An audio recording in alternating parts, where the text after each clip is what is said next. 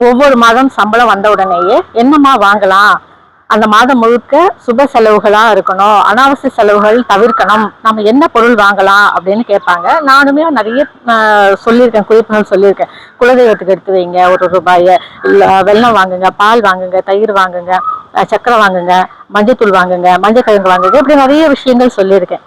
இந்த முறை முற்றிலும் இது வேறு ஒரு விஷயம். என்னன்னா, ஒவ்வொரு மாதம் சம்பளம் வந்த உடனேயே நீங்க வாங்க வேண்டிய ஒரே ஒரு பொருள் என்ன அப்படின்னு சொன்னா, இல்ல 2 பொருள் என்ன அப்படின்னு சொன்னா, ஆண்களாக இருந்தால் பன்னீர் பாட்டில் வாங்குங்க, பெண்களாக இருந்தால் குங்குமம் வாங்குங்க.